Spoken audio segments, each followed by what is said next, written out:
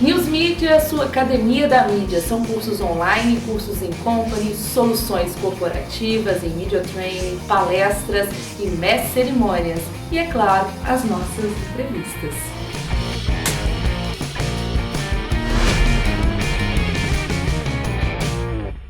Olá, pessoal! Hoje eu vou conversar com um jornalista que trabalha há mais de 20 anos na área. É repórter, apresentador, já trabalhou nas diversas áreas, é mestre em comunicação, morou em Londres e já viajou para o mundo inteiro. E eu posso contar para vocês que é um privilégio que ele é meu amigo. Tudo bem, Stella? Tudo bom, Marcelo? Seja bem-vindo ao nosso canal. Tá lindo o seu canal. Obrigada, é um prazer imenso te receber aqui. O prazer é todo meu. E olha, o Marcelo é difícil até falar sobre a carreira. Vem pra cá que a gente fica até melhor na luz. É até difícil, eu que, na realidade, sou amiga dele desde 2005, né, Marcelo? Que a gente se conheceu. Quantos anos já? 14 anos, né? 14 anos. E lá atrás é que a gente fez alguns trabalhos juntos aí em TV. Eu te ajudei ali, né, voluntariamente. Na verdade, eu quero até te convidar para ir ali pertinho daquele mapa mundi, porque o Marcelo já viajou quase o mundo inteiro como correspondente. Ele não é só de bancada, ele foi repórter de Jornal Nacional, né, Marcelo? Em Belo Horizonte. Sim. Nós que somos mineirinhos, por isso eu coloquei aqui um biscoitinho de queijo. Lá em Minas chama biscoitinho de queijo. Não é pão de queijo porque não é redondinho, né? Não, esse aqui chama chipa aqui em São Paulo. Chipa? Eu não conhecia. Em Minas, biscoitinho de queijo. Tá muito gostoso. E eu quero falar um pouco dessas coberturas. A gente pode ir ali? Vamos ali. Cuidado com esse degrau, para não cair. Nossa, cair aqui vai ficar feio, hein? Vem cá. Eu coloquei até um ônibusinho aqui de Londres, porque o Marcelo morou muito tempo. Quanto tempo você morou em Londres? Morei 9 anos. 9 anos em Londres como correspondente. Cobriu casamento da Kate Middleton, né? Cobri o casamento real. Foi muito legal. E muitos... Aí o atentado em Londres, que foi um atentado depois, que você fez na BBC, mas depois a morte de Jean Charles, né? De Menezes. Foi a primeira grande cobertura que eu fiz pelo SBT. E a Stella conseguiu reunir nesse cantinho aqui coisas muito especiais para mim, assim. E eu fiquei encantado, Stella, com a qualidade que você está, sabe, com os detalhes que você está trabalhando para ter aqui no seu canal. Marcelo, isso mostra que você está fazendo com muito carinho esse canal. Marcelo, eu falo disso nos meus cursos, inclusive quando eu vou falar sobre como as pessoas se preparam para uma entrevista, não só para a pessoa dar entrevista, mas para a pessoa fazer entrevista, é muito importante, isso você sabe também, a gente pesquisar. Eu já era sua amiga, mas eu tomei esse cuidado de pesquisar sobre a sua carreira, sobre os momentos mais importantes. Então, assim, como você destacou isso também nas redes sociais, eu acho que são momentos importantes, como o BRICS, Copa do Mundo na Alemanha, a visita do Polo do Norte, que foi quando? Foi lá no SBT Brasil, né? No Polo do Norte. Isso, A gente pode começar ali. Sim, você falou do Jean Charles, que foi assim uma cobertura muito importante, é um fato terrível que aconteceu. Foi. A polícia de Londres matou aquele jovem brasileiro, diz que confundiu com um terrorista, mas se você colocar a foto do Jean Charles com a foto do terrorista que eles estavam procurando, a gente percebe que não tem nada a ver um com o outro. Então, Sim. Foi uma ação completamente desastrada da polícia britânica e calhou que essa cobertura começou quando estreou o SBT Brasil, no dia 15 de agosto de 2005.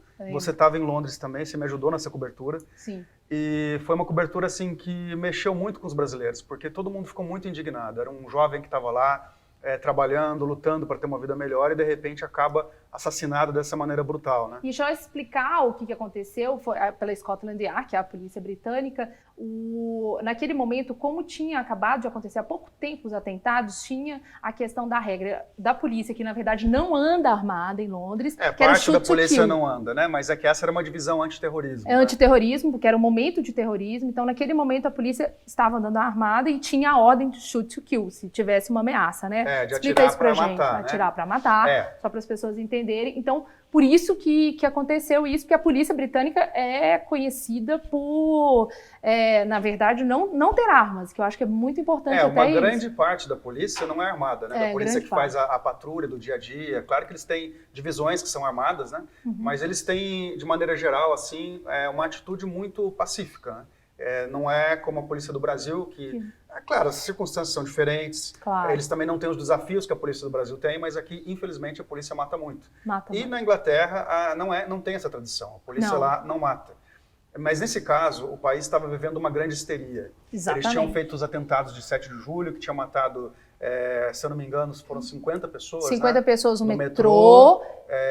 Inclusive, a estação que eu pegava todo dia de manhã foi uma estação que foi atacada. Então, o país tinha esse clima assim, de muito medo, de muita histeria. Só que essa morte de Jean Charles foi uma morte muito mal explicada. Sim. Porque, assim, fisicamente ele não se parecia, ele não apresentou nenhum comportamento suspeito. No começo, para tentar se safar, a polícia disse ele pulou a catraca do metrô.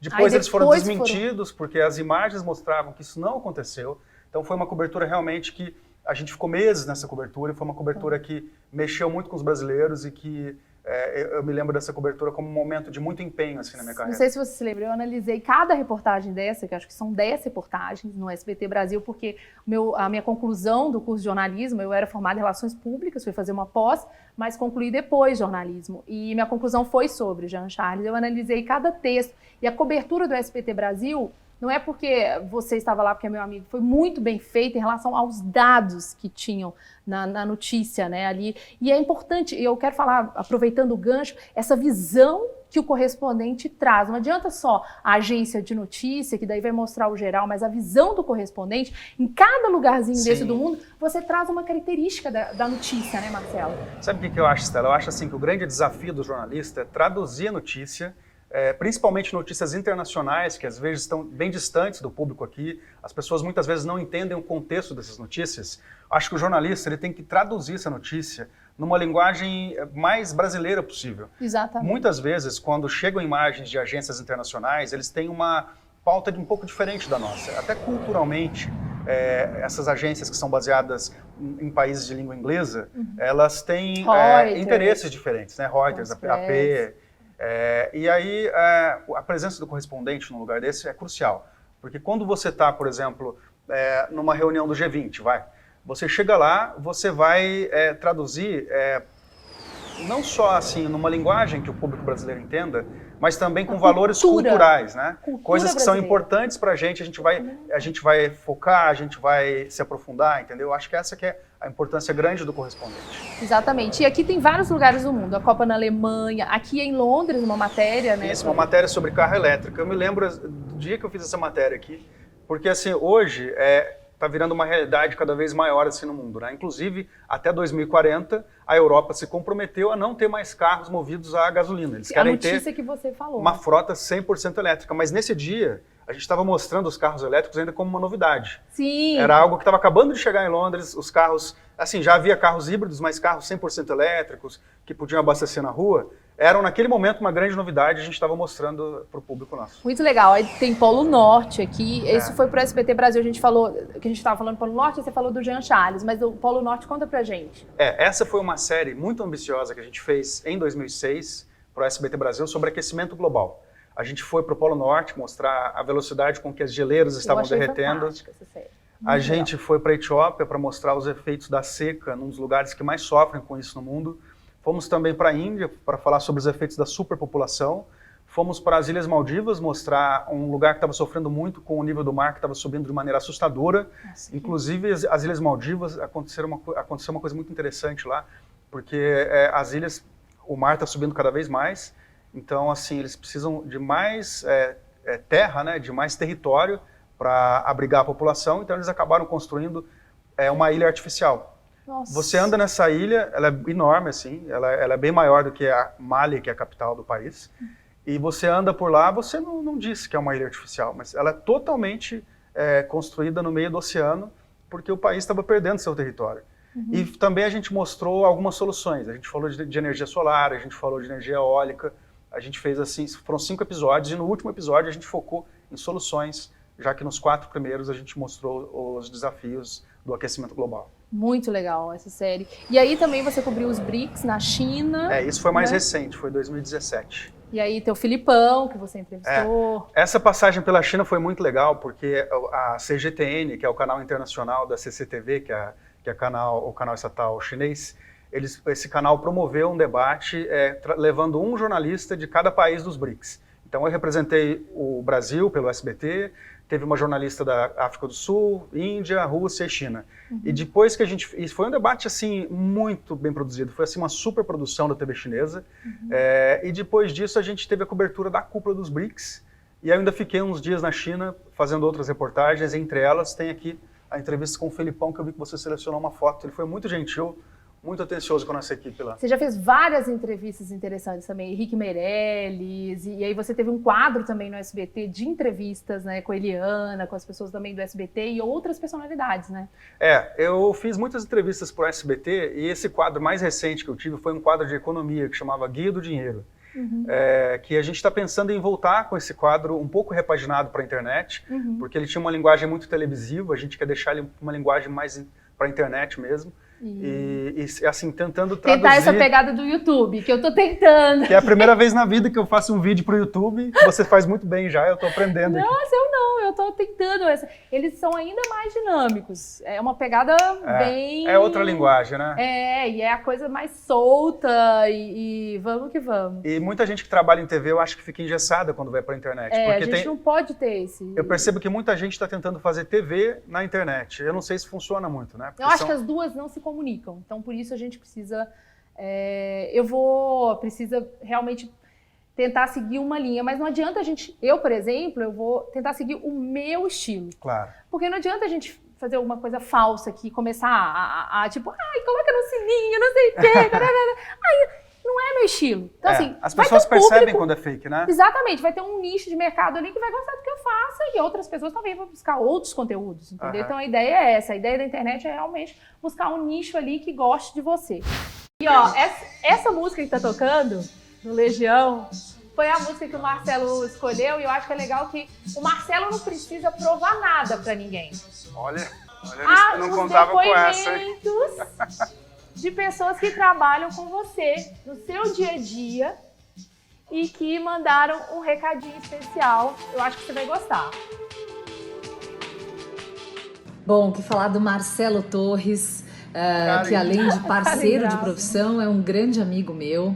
Nós já dividimos bancada, eu já o chamei nos links quando ele era correspondente, né? E sempre admirei muito o trabalho dele como correspondente. Quando ele voltou para o Brasil, nós dividimos bancada em várias situações e ele me ensinou muito, me ensina muito até hoje. A gente troca várias ideias, conversamos muito quando a gente apresenta o jornal. Ele é um excelente editor também, além de repórter, é um excelente editor, um excelente apresentador. Ele é extremamente culto, é uma pessoa que sabe falar sobre tudo, aprofundado em todos os conteúdos, assim, não tem nada. Eu brinco que ele é uma enciclopédia ambulante. Então, assim, nós temos uma ótima relação, é um menino... É impressionante, isso é uma característica do Marcelo. Quando eu fui morar em Londres, eu ficava até com vergonha, eu ficava tímida. Quantas línguas você fala, Marcelo? Eu falo bem português, falo um pouco de inglês. Falo inglês, falo um pouco de espanhol, francês e um pouquinho de italiano.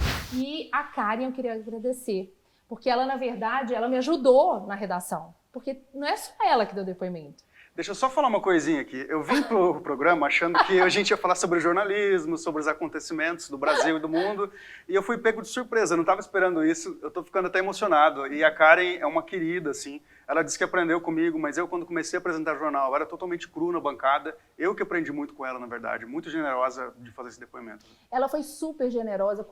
Normalmente, quando eu falei com todas as pessoas falaram, lógico, o Marcelo é demais, ele é meu amigo. E assim, não foi só ela que quis dar depoimento, não. Continua. Vamos lá. Assim, nós temos uma ótima relação, é um menino de ouro, um menino carinhoso, uma pessoa do bem, uma pessoa experiente, uma pessoa que tem uma bagagem incrível dentro do jornalismo. Então, eu adoro o Marcelo e ele sabe que a gente já teve grandes crises de riso durante o jornal, assim, de ter que parar às vezes e se concentrar, porque a gente não pode olhar um para o outro, às vezes, no meio do jornal, porque a gente tem vontade de rir. Então, eu só tenho coisas boas para falar do Marcelo e boas recordações desse amigo incrível e excelente jornalista. Um beijo para você, Marcelo, e ainda mais sucesso na sua profissão. Poxa, Karen, muito obrigado. Falar do Marcelo, para mim, assim, é muito gratificante, porque ele, além de ser um excelente profissional, que eu pude conhecer aqui trabalhando no SBT, ele virou um amigo também, né? Então, como profissional, é um excelente repórter, editor, texto maravilhoso, narração perfeita. É é um cara muito acima da média. E nesses anos todos que a gente trabalha junto, que eu acho que já deu uns 13 anos, a gente virou amigo. E como amigo ele é um cara extremamente carinhoso, querido demais e é daqueles que a gente pode contar sempre. Olha, o mais interessante é que muitas vezes as pessoas falam assim, os jornalistas não são muito unidos, mas é impressionante a amizade que a gente faz, porque são muitas horas juntos na redação. É verdade. E as pessoas sabem, eu trabalhei 8 anos no Jornal da Gazeta, então a gente sabe esse dia a dia. E eu fiz muitos amigos também que hoje continuam, mesmo saindo da emissora, continuam na minha vida, né? Isso é que é legal. Isso é muito bacana. Eu acho que, na verdade, não só no jornalismo, mas as amizades que as pessoas fazem muitas vezes no trabalho são coisas que elas levam para a vida inteira, porque eu acho que a maioria da humanidade, não sei se feliz ou infelizmente, passa mais tempo com os colegas de trabalho do que com a família, né? Sem dúvida, sem dúvida. E aí que a gente faz colegas que... Tem mais gente que falou pra você também. Eu tô ficando emocionado. E eu acho que você é muito especial, porque olha, chefe de redação, editora-chefe... A Karen, que eu admiro ela como apresentadora excelente, obrigada também, que me ajudou muito a pegar esses documentos. Não, a Karen é ótima. E assim, você me pegou muito de surpresa aqui, porque eu acho que eu nunca dei uma entrevista falando da minha vida, falando dos meus amigos. Mas da sua vida profissional. Profissional eu já falei, mas assim, entrando na vida pessoal, assim, eu nunca tinha falado. Eu tô um pouco sem jeito, mas eu tô achando muito bacana. Vamos lá, vamos ver o que a Silene Beijo pra como você. Ela conclui. O Marcelo é um colega de trabalho que virou um grande amigo. Editora-chefe. Como profissional, é um jornalista completo. Profissional. Repórter, correspondente internacional, apresentador, editor. É uma coisa que pouca gente sabe, porque ele trabalhou comigo diretamente no jornal do SBT e me ajudava a fechar o jornal, participava de todas as etapas. Então, uma pessoa, um profissional, como eu falei, completo. E dessa convivência diária nasceu uma amizade muito bacana. Ele é uma pessoa muito presente na minha vida, é um parceiro de todas as horas e que eu gosto muito de ter do meu lado. Quero que essa nossa relação continue para sempre. Um beijo e sucesso sempre. Não, a Tati é outra pessoa fantástica. Ela é editora do SBT Notícias, que é um jornal que vai nas madrugadas do SBT. E ela é uma mulher assim que acho que valoriza muito assim, o talento das pessoas, sabe? E essa coisa de ser mulher, ser chefe, sabe? Saber ser respeitada. É uma conquista que você pode me dizer também, porque você também é uma mulher muito empreendedora. Que não, assim, é uma coisa que mesmo nos dias de hoje, com tudo que o mundo evoluiu, acho que a mulher ainda sofre para conseguir se impor muitas vezes. E a Tati sabe fazer isso muito bem, assim, ela sabe comandar a equipe de uma maneira muito bacana. E a gente tem mais uma coisa interessante, que nós somos dois pais, pai e mãe recente de cachorros, né? Porque depois que ela... Você tem até o seu cachorrinho, tem um Instagram dele, né? Como que ele chama? Ele chama Baco. Baco, é verdade. O Baco tem um Instagram, qual que é o Instagram dele? É Baco_the_dog, Baco the Dog. E a Tatiana, depois que ela arrumou um cachorrinho, ela me incentivou também, porque eu nunca tinha tido cachorro. Está sendo uma experiência bem interessante. É, bem legal. Então agora, Marcelo, eu vou interromper o nosso papo aqui, porque a gente vai ter com a Carol Góes o desafio da fala. É um quadro novo que a gente está estreando aqui no quadro de entrevistas. Vem cá, Carol, vamos rodar lá a vinheta.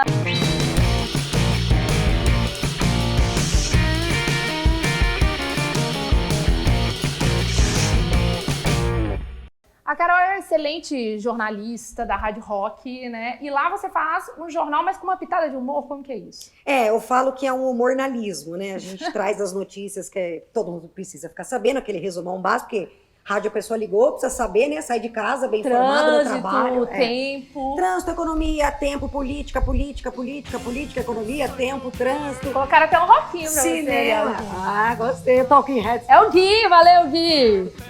Você é roqueiro? Que não entra, hein? Olha lá, o desafio do rock, pô. Cara, E a gente tenta trazer um pouco de bom humor. De manhã a gente precisa de informação e bom humor.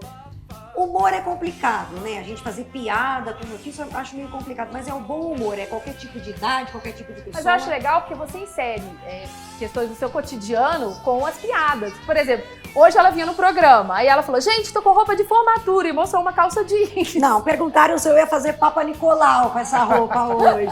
Porque geralmente eu vou de pijama. 4 horas da manhã é difícil. Mas é isso, meu, todo mundo tá igual. Você tá... Ah, não, ela não tá de pijama. Não, eu tô de É meio elegante. Mas, ó, eu adorei sua roupa. E Gostou? eu tô amando que você veio aqui no programa e ela... Tudo emprestado. Amo, Carol. Ó, eu tô aqui do lado desse quadrinho porque quem vai ajudar a gente é o Marcelo. O desafio da fala de hoje, como a Carol trabalha na rádio rock Generoso, hein, Marcelo, pelo amor de Deus. O desafio ela tem que apresentar uma banda de rock e vender essa banda de rock daqui 5 minutinhos que a gente vai contar. Mas quem vai escolher o nome da banda é o Marcelo. E quem vai escolher as palavras que ela tem que inserir, que são 3 palavras, vai ser o Marcelo. Paralelepípedo não é nome de banda. Não é hein? nome de banda, nunca vi, né? Tá, mas eu tenho que escolher um nome de banda... Banda de rock. Tá, então deixa Pra ela eu pensar. fazer um desafio. Já que a gente tá falando um pouco de jornalismo aqui também, vamos colocar uma coisa meio na área, vai. Vamos. Que tal o Jornal Radical? Jornal Radical. Bom, a minha letra não é muito legal, mas tudo bem. Eu não contrataria ela pra escrever no meu convite de casamento, não. Jornal Radical. Jornal Então Radical. a banda é Jornal Radical. 3 palavras que ela tem que falar no meio do... quando ela for vender. Tá. Vamos lá. Se o jornal é radical, vai indignação. Indignação. Eu vou treinar aqui. Ah, não é o desafio da fala? Indignação. Qual que é o outro? O que mais? Vai, foco. Tem o foco da notícia. Foco. Foco da notícia é só foco? Só foco. Daí fica mais fácil pra ela. E a próxima? Tá, jornal radical... Indignação. Papel, vai. Vamos pensar em jornal impresso. Não tem mais quase, mas... Papel. Eu vou vender uma banda com nome de jornal? Mas é um desafio. Se fosse fácil, não seria um É o desafio. desafio da fala. Que a gente trabalha isso, ó. Você inscreva-se também no meu site, que é www.newsmedia.com.br, e também aqui no canal agora, que é a Estela Gontijo, já inscreva. Você vai receber conteúdo sobre como falar em público. E agora E como não falar, sou eu. Como não ser, né? Não se E expor. também de um conteúdo de humor que a gente coloca aqui para ver o quanto é difícil também fazer jornalismo, o quanto é difícil falar em público, o quanto é difícil fazer propaganda, que é o que você vai fazer aqui. Ai, meu Deus. Tá bom? Tá Daqui 5 minutos, pode ficar aqui com seu bloquinho, senta. Coloquei pra ela tudo cenográfico, viu, gente? Croissantzinho. Cenográfico? Eu ia comer. Não, tô brincando, pode comer. Ah, tô brincando também. Carol, se você quiser fazer algumas inserções, pode fazer, tá? Tá, Fica à vou vontade. precisar.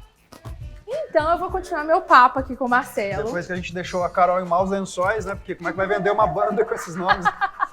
E a gente vai falar um pouco, Marcelo, não foi só essas pessoas que te mandaram depoimentos, não.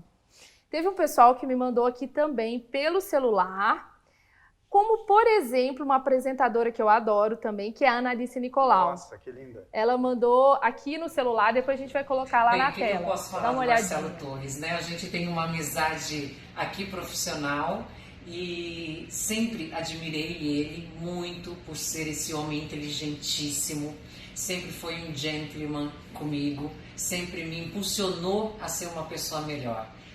Marcelo, você sabe o quanto eu admiro você, você sabe o quanto eu zelo por você. Gratidão por sempre estar no meu lado e continue sendo essa pessoa maravilhosa que você é. Um beijo. Que legal. A Ana é outra pessoa muito querida, que também me ajudou muito na bancada. E é uma pessoa, assim, que é sempre um tema gostoso, sabe, trabalhar com ela. A gente sempre ri muito, brinca. Aliás, no SBT, isso tem sido uma constante, graças a Deus, assim, sabe? As pessoas são muito legais de trabalharem juntas, assim, e tal. E a Ana é mais uma delas, que eu gosto muito dela também. Obrigada, Ana, pelo seu depoimento. Foi lindo, eu adoro ela como apresentadora. Living